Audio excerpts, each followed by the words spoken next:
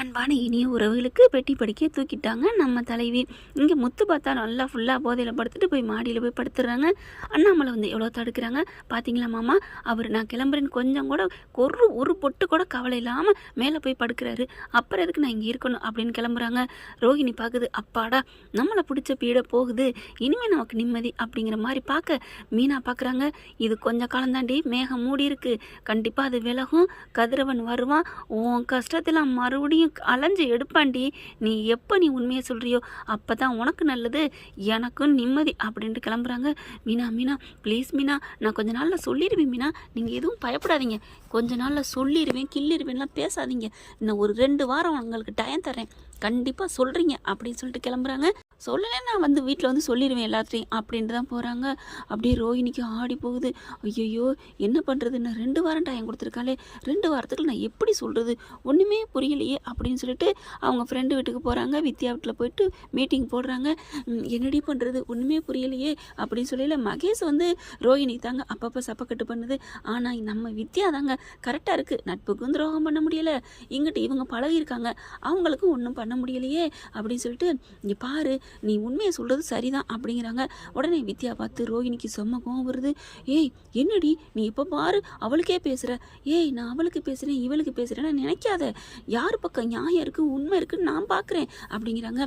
உடனே ரோஹிணிக்கு கோவம் வருது. வித்யா நீ வந்து ரொம்ப பேசுகிற, அவள் வீட்டில் படுத்தி எடுக்கிறானா நீ இங்கே படுத்துற, அவள் அப்பா ரொம்ப சீனை போடுறா, உண்மையை சொல்லு, அப்படி இப்படி என்னால் உண்மையை மறைக்க முடியாது, என்னை நம்புகிற குடும்பத்துக்கு நான் துரோகம் பண்ண முடியாது அப்படின்னு மூஞ்சி தூக்கி வச்சுக்கிட்டே இருக்கிறா 2 நாளாக. நானும் விடுங்க மீனா, சகஜமாக இருங்க மீனான்னு சொல்கிறேன், கேட்க மாட்டேங்கிறா, என்னமோ இவளை மாமியாரி தாங்குன்னு தாங்குற மாதிரி உண்மையை மறைக்கக்கூடாது, உண்மையான குடும்பம் அப்படி இப்படின்னு ரொம்ப தான் பீலா விட்டுக்கிட்டு இருக்கிறா அப்படின்னு சொன்னோன்னு வித்யாவுக்கு கோபம் வருது.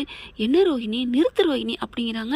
என்ன நீ நினச்சிட்ருக்கிற, உன்ன மாதிரியே எல்லாரும் ஃப்ராடாக இருப்பாங்க, எது நடந்தாலும் கல்லை தின்னு கரைக்கிற மாதிரி அப்படியே அசைச்சு கொடுத்துருவாங்க அப்படி நீ நினைக்கிறியா, அப்படி இல்லை ரோஹிணி, அவங்க நல்ல மனசுக்காரவங்க, அப்படி இருக்கையில் ஏதாவது ஒன்று தப்பு நடந்தால் அதை வந்து தாங்கிக்க முடியாது, எவ்வளோ பெரிய நீ மலையை முழுங்கி ஏப்பம் விட்டுக்கிட்டு இருக்க, அதை வந்து அவள் பார்த்துக்கிட்டு இருப்பாங்க, அப்படி பார்க்கலைன்னா அவள் பெரிய சீன் போடுறா அப்படின்னு சொல்லுவியா ரோஹிணி, என்ன ரோஹிணி நீ தான் அப்படின்னா அதுக்காண்டி மீனா எவ்வளோ நல்ல மனசுக்காரவங்க, உன் மனசாட்சியை தொட்டு சொல்லு, உன்ன மாதிரி அவள் என்ன ஃப்ராடு பண்ணுறவங்களா அப்படின்னு கேட்க, என்ன வித்யா ரொம்ப பேசுகிற, அப்போ நான் கெட்டவளா, நான் கேவலமானவளா, ஹே ரோஹிணி இதை பற்றி நான் சொல்லணும்னு அவசியம் இல்லையே, நீயே உன்னை பற்றி தெரிஞ்சுக்குவ, உன் மனசை கண்ணை மூடிட்டு கேட்டுப்பாரு, நீ நல்லவளா மீனா நல்லவளான்னு உனக்கே தெரியுண்டி அப்படின்னு சொல்ல. உடனே வித்யாவில் உங்கள் ஃப்ரெண்டு மகேஷ் இருந்துட்டு, என்ன வித்யா பாவம் அவளே கஷ்டப்பட்டுட்டு இருக்கா, அவள் மனசு நொந்து போயிருக்கல, நீ எப்படி பேசலாமா, அவளுக்காக ஃப்ரெண்டு நம்ம இருக்காம வேற யார் இருப்பா, இங்கே பாரு மகேஷ் நீ ஃப்ரெண்டுன்னு நினைக்கிற, நானும் ஃப்ரெண்டுன்னு நினச்சதுனால தான் இது வரைக்கும் இன்னொரு ஃப்ரெண்டாக இருக்கிற மீனா கிட்ட உண்மையை மறைக்கிறேன், அது தெரியுமா, மீனாவும் இப்போ எனக்கு நல்ல ஃப்ரெண்டு தான், நல்ல ஃப்ரெண்டு யாருன்னு உங்களுக்குமே தெரியும், ரோஹிணி ஃப்ரெண்டு தான் நான் இல்லைங்கள, ஆனாலும் மீனா ரொம்ப நல்ல மனசுக்காரவங்க, அந்த முத்துவும் தான் எல்லாருக்குமே நல்லது செய்யணும்னு நினைக்கிறவங்க, நீ உண்மையை சொல்லிட்டா ஏற்றுக்குவாங்கடி, நீங்களாம் சொன்னீங்களே உண்மையை சொன்னால் ஏற்றுக்குவாங்கன்னு, இப்போ எங்கே அவள் ஏற்றுக்கிட்டா அப்படிங்கிறாங்க.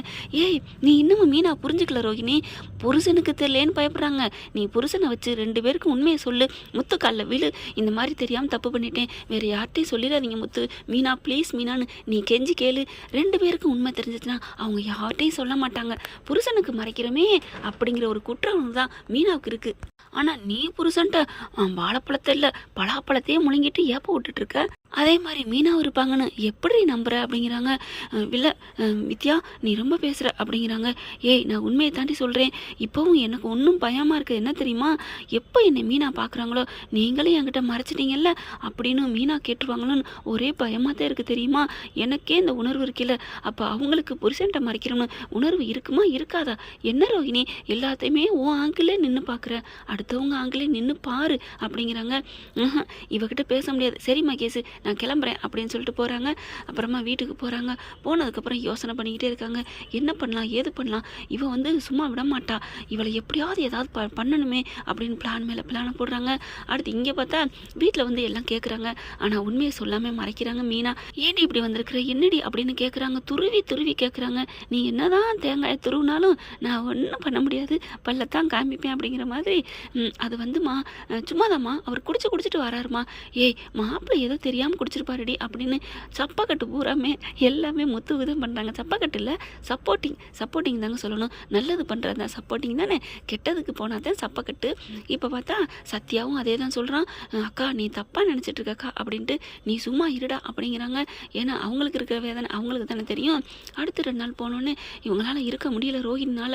மீனாவுக்கு ஃபோன் பண்ணுறாங்க. உங்கள் அம்மா தம்பிக்கிட்டலாம் எதுவும் சொல்லிடாதீங்க மீனா அப்படின்னு கேட்க, நான் எப்படிங்க சொல்லாமல் இருக்க முடியும்?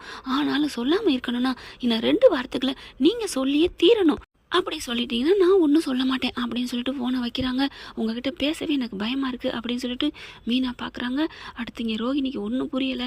இவளை இனிமேல் சும்மா விடக்கூடாது அப்படின்ட்டு மகேஷ்கிட்ட போகிறாங்க. மகேஷ் எனக்கு இப்போ என்னடி பண்ணுறது, ஏன் என்னாச்சு?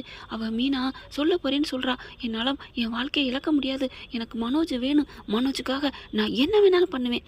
ஆனால் ஆமாங்க, இந்த உலகத்தையே அழிப்பேன்னு சொல்லியிருக்கா இல்லையா, அதனால் ஒரு முடிவுக்கு வர்றாங்க. மகேஷ் ஒன்றும் இல்லை, இந்த காரை தரியா அப்படிங்கிறாங்க. எதுக்கு? சும்மா தா, ஒரு இடத்துக்கு போயிட்டு வரணும் அப்படின்னு காரை வாங்கிட்டு போயிடுறாங்க. மகேஷும் ஃப்ரெண்டுன்னா என்ன பண்ணுவாங்க, வேற வழி இல்லாமல் கொடுத்துட்றாங்க. காரை ஓட்டிட்டு போயிட்டு மீனா வீட்டுக்கு முன்னாடி போயிடுறாங்க. எப்படா மீனா வெளியில் வருவான்னு பார்த்துட்டு இருக்காங்க. வர்ற மாதிரி தெரியல. என்ன இவ வெளியில் வரவே மாட்டாளா அப்படின்ட்டு, சரி மீனாவுக்கு கால் பண்ணுவோமா அப்படின்னு சொல்லிட்டு மீனாவுக்கு கால் பண்ணிடுறாங்க. மீனா அப்படின்னு சொல்லி கூப்பிட, என்ன உண்மையை சொல்லியாச்சா அப்படின்னு கேட்க, இல்லை நான் முதல்ல நான் மனோஜ்கிட்ட சொல்லலாம்னு இருக்கேன் அப்படிங்கிறாங்க. அப்பா உங்களுக்கு புண்ணியமாக போகும், உங்கள் புருஷனுக்கு சொல்லுங்கள், எனக்கு நிம்மதி இல்லாமல் இருக்கேன் அப்படிங்கிறாங்க. இல்லை மீனா, நான் உண்மையை சொல்லும்போது கொஞ்சம் எனக்கு பயமாக இருக்குது, அதனால் மனோஜ்கிட்ட சொல்கிறதுக்கு முன்னாடி உங்கள் புருஷன்ட்டே சொல்லிடலாம்னு நான் நினைக்கிறேன். என்னது, ஏன் புருஷன்ட்ட சொல்ல போகிறீங்களா? ஆமாம் மீனா, நீங்கள் வந்தீங்கன்னா கொஞ்சம் நல்லாயிருக்கும் அப்படின்னு கேட்க, எங்கே வரணும் அப்படின்னு கேட்குறாங்க. வேற எங்கே, உங்கள் அம்மா கோயில் வச்சுருக்காங்களே அங்கே வந்துடுங்க அப்படிங்கிறாங்க. அப்போ அவர், நான் முத்துவை நானே வர சொல்லிடுறேன், நீங்கள் எதுவும் சொல்ல வேணாம் அப்படிங்கிறாங்க. சரி நீங்களே வர சொல்லுங்கள் அப்படின்னு சொல்லிட்டு மீனா வெளியில் கிளம்புறாங்க. அவங்க அம்மா இருந்துட்டு, எங்கடி போகிற? இல்லைம்மா இந்த வர்றேன் அப்படின்ட்டு வர்றாங்க. வெளியில் வரையில அவங்களுக்கு நிலப்படி இடிக்குதுங்க, அப்படி கால் தட்டுப்படுது. இருடி கொஞ்சம் நேரம் கழிச்சு போடி, ஏதோ கெட்டது நடக்க போகுது.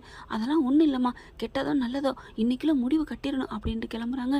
பார்க்குறாங்க இங்கிட்ட சரி நம்ம மாமா அங்கே வரேன்ட்டாரே அப்படின்னு ஸ்கூட்டி எடுத்துக்கிறாங்க. வண்டி எடுத்துகிட்டு கிளம்புறாங்க.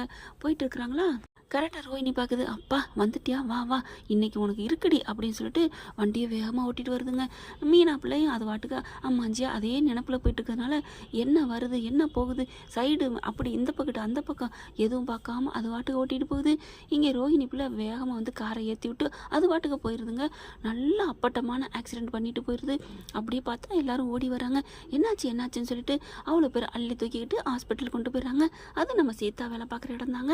என்னாச்சுன்னு பார்க்குறாங்க. ஐயோ அக்கா அப்படின்னு சொல்லிட்டு அள்ளி அடிச்சுட்டு போய் ஆஸ்பத்திரியில் சேர்த்துறாங்க. உள்ளுக்குள்ளே போய் சேர்த்துறாங்க. பார்த்தா ட்ரீட்மெண்ட் ஓடிட்டுருக்கு. அக்கான்னு சொல்லி தலையெல்லாம் நல்லா அடிபட்டுருக்கு. அம்மாவுக்கும் கால் பண்ணிடுறாங்க, சத்யாவுக்கு கால் பண்ணிடுறாங்க, அடுத்து முத்துவுக்கும் கால் பண்ணிடுறாங்க. முத்து அலறி அடிச்சுட்டு செட்டில் இருந்தாங்க ஓடி வராரு. ஓடி வந்து பார்த்தா மீனா மயக்கத்தோடு கிடக்குறாங்க, சுயநினைவே இல்லாமல் இருக்கிறாங்க. மீனா என்னாச்சுமா, மீனான்னு துடிக்கிறாரு. என்ன சத்யாச்சு ஒன்றும் தெரியல, வேகமாக அங்கேருந்து கிளம்பி வந்தா இந்த வாரேன்னு சொல்லிட்டு, அவ்வளோதான் எனக்கு தெரியும். எதுக்கு எப்படி, யாராவது ஃபோன் பண்ணாங்களா? ஆமாம் ஃபோன் வந்துச்சு அப்படிங்கிறாங்க. ஃபோனை எடுத்து பார்க்குறாங்க. பார்த்தா கரெக்டாக ரோஹினியோட ஃபோன் நம்பரு. ரோஹினி எதுக்கு ஃபோன் பண்ணியிருக்கிறா, ரோஹினி தான் வர சொல்லியிருக்கிறா அப்படின்னு நினச்சிட்டு இப்போ என்ன பண்ணுறது, சரி என் பொண்டாட்டிக்கு வைத்தியத்தை பார்ப்போம் அப்படின்னு வைத்தியத்தை பார்க்குறாங்க. அடுத்து கொஞ்சம் நேரம் ஆகும், இன்னும் கண்ணு முழிக்கலை அப்படின்னு சொல்லிடுறாங்களா. அப்புறம் என்ன பண்ணுறாரு, அப்பா கிட்ட போய் சொல்லணும் அப்படின்ட்டு வேகமாக வீட்டுக்கு போகிறாங்க. அப்பாவுக்கு கால் பண்ணுறாரு, அப்பா எடுக்கலை. வீட்டுக்கு போயிட்டு அவங்க அப்பா பார்க்குறாரு. அண்ணாமலை வந்துட்டு, என்னப்பா என்ன பிரச்சனை அப்படின்னு கேட்க, அப்பா இந்த மாதிரி நடந்துருச்சு அப்படிங்கிறாரு. அப்பான்னு அழுகிறாரு. என் பொண்டாட்டிக்கு எதுனா என்னால் தாங்க முடியாதுப்பா அப்படிங்கிறாங்க. ரோஹினி பார்க்குது, அப்பாடா அவ்வளோதானா, முடிஞ்சிருச்சா, நல்லது நிம்மதி அப்படின்னு மூச்சு விடுறாங்க. அப்படியே ஒரு மாதிரி ஆகுது. அதுக்கப்புறம் பார்லரம்மா, என் பொண்டாட்டிக்கு நீங்கள் தான் கால் பண்ணியிருப்பீங்க போல இருக்குது, கடைசியாக அவள் காலில் வந்து உங்கள் கால் நம்பர் தான் இருக்குது, என்ன நீங்கள் தான் வெளில கூப்பிட்டீங்களா அப்படின்னு கேட்க, ஐயோ மாட்டிக்கிட்டம்மா, அடங்கொய்யால என்ன இது மண்டை மேலே இருக்க கொண்டைய மறந்த மாதிரி நானும் தப்பு பண்ணிட்டேனே, வேறு நம்பர்லேருந்து கால் பண்ணியிருக்கலாமோ அப்படின்னு நினைக்கிறாங்க. கேட்குறாங்க. ஐயையோ அப்படின்ட்டு, ஆ எப்போ வர்றீங்க மீனா அப்படின்னு கேட்குறதுக்கு தான் எனக்கு ஒரு ஆர்டர் வந்துச்சு, அதை கேட்குறக்கா தான் ஃபோன் பண்ணேன். கண்டிப்பாக பண்ணித்தரேன்னு சொன்னாங்க, அவ்வளோதான். ஏன் முத்து அப்படின்னு கேட்குறாங்க. அப்படியே பார்க்குறாங்க. அப்போ நிச்சயமாக ஆர்டருக்கு தான் பண்ணீங்களா? ஆமாம் அப்படின்னு சொல்லி சமாளிச்சிடுறாங்க. அப்பாடா ஒரு வழியாக சமாளிச்சிட்டோம் அப்படின்ட்டு அதுக்கப்புறம் அண்ணாமலை கூட்டிகிட்டு கிளம்புறாங்க. ஸ்ருதி வர்றாங்க. என்னாச்சு முத்து அப்படின்னு கேட்க, இந்த மாதிரி விஷயத்த சொல்ல நானும் வரேன் அப்படின்னு சொல்லிட்டு எல்லாரும் ஹாஸ்பிட்டல் கிளம்புறாங்க. இங்கே பயம் வருது. ஐயோ மீனா கண்ணு முழிச்சிட்டா ஏதாவது ஆயிருமே, நம்ம தான் ஃபோன் பண்ணி கூப்பிட்டோன்னு சொல்லிடுவாளே, நம்ம வேற மாற்றி பேசிவிட்டோமே, ஐயோ இப்போ என்ன பண்ணுறதுன்னு தவிச்சிக்கிட்டு இருக்காங்க. சரி நம்ம இங்கே இருக்கக்கூடாது, நம்மளும் போவோம் அப்படின்னு சொல்லிட்டு வேகமாக அங்கே போகிறாங்க. அங்கே பார்த்தா எல்லாம் அப்படியே ஒரு மாதிரியாக சோகமாக இருக்காங்க. ஏன் என்னாச்சு ஒரு மாதிரியாக இருக்கிறீங்க அப்படின்னு கேட்க, ஸ்ருதி வெளியில் வருது. மீனா ரோஹிணி அது வந்து மீனாவுக்கு எதுவும் ஆபத்தா அப்படிங்கிறாங்க.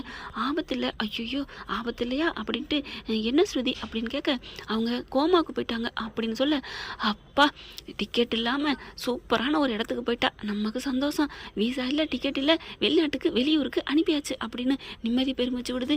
என்ன கோமாவுக்கு போயிட்டாங்கன்னு சைலண்டாக நிற்கிறீங்க அப்படின்னு ஸ்ருதி கேட்க, ஒன்றும் இல்லை, ஐயோ பாவம் மீனாவுக்கா இந்த கைதி அப்படின்னு சொல்ல, உங்களுக்கு 40 லட்ச ரூபாய்க்கு ஆர்டர் வாங்கி கொடுத்தாங்க, அவங்களுக்கு இந்த மாதிரி ஆயிடுச்சேன்னு உங்களுக்கு வருத்தமாக இருக்கா, இல்லை உண்மை தெரியாமல் போயிரும்னு சந்தோஷமா இருக்கா? ஐயோ ஸ்ருதி அப்படிலாம் இல்லை, ஐயோ மீனா இப்படி ஆயிடுச்சு அப்படின்னு ஃபீல் பண்ணுற மாதிரி நடிக்கிறாங்க. ஆனால் ஸ்ருதி கண்டுபிடிக்கிறாங்க இந்த அம்மா நடிக்குது அப்படின்னுட்டு. முத்துவுக்கும் ஒரே டவுட்டாக தான் இருக்குது. ஆனால் கரெக்டாக வெளியில் வந்து நிற்கிறாங்க. ரோஹிணியை பார்த்து கரெக்டாக சிட்டி போகிறாரு. என்னம்மா கண்ணு சௌக்கியமா அப்படின்னு வர, ஏய் நீ எதுக்கு இங்கே வந்த அப்படிங்கிறாங்க. நான் ரிலீஸ் ஆகி 2 நாள் ஆச்சு தெரியுமா அப்படிங்கிறாரு. சரி அதுக்கே என்ன பார்க்க வந்த, உன்னை நான் சும்மா விடுவேனா என்ன, உன்னை பார்க்குறான்ட்டு நான் வந்துக்கிட்டு இருந்தேன்.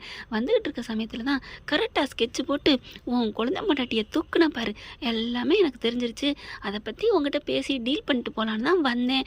என்ன கமுக்கமாக ஏற்றிட்டு இங்கே வந்து அப்படியே கண்ணு கலங்கி நிற்கிறியா, நல்ல மாதிரி நடிக்கிறியா ரோகிணி அப்படின்னு சொல்ல, ஐயோ முத்துக்கிட்ட இருந்து தப்பிச்சு கடைசியில் இவங்கிட்ட மாட்டிக்கிட்டோமே, இப்போ என்ன பண்ணுறது அப்படின்னு புலம்பி போய் நிற்க, என்ன ரோகிணி இல்லை கல்யாணி, இப்போ நான் கேட்குற தொகையை நீ கொடுத்து தான் ஆகணும், இல்லைன்னு வச்சுக்கையேன் உன் குழந்தைங்கிட்ட போய் நேராக வத்தி வச்சிருவேன், உனக்கு கிரைம் ரேட்டு ஏறிக்கிட்டே இருக்கேம்மா, என்னம்மா இப்படி பண்ணுற அப்படின்னு இங்கே சிட்டி சொல்ல செம்மதாகிறாங்க. ஐயோ மீனாக்கிட்டே சொல்லியிருக்கலாம், இல்லை முத்துக்கிட்டே சொல்லியிருக்கலாம், இப்போ என்ன பண்ண போகிறோம் அப்படின்னு தவிச்சு போய் நிற்கிறாங்க.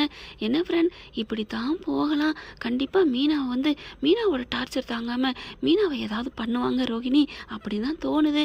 பாவங்க மீனா என்ன நடக்க போகுது அப்படிங்கிறத பொறுத்திருந்து பார்க்கலாம். ஏன்னா இந்த டைரக்டரு ரோகிணிக்கு தான் நல்லது பண்ணுவாங்க, மீனாவை விட ரோஹிணி தானே அவருக்கு ரொம்ப பிடிச்சிருக்கு. பார்க்கலாம் ஃப்ரெண்ட்ஸ் என்ன நடக்க போகுதுன்னு. இந்த பதிவு உங்களுக்கு பிடிச்சிருந்துச்சுன்னா உங்கள் பொண்ணான கையில் ஒரு லைக்கை போட்டு சப்ஸ்கிரைப் பண்ணிடுங்க. Thank you friends.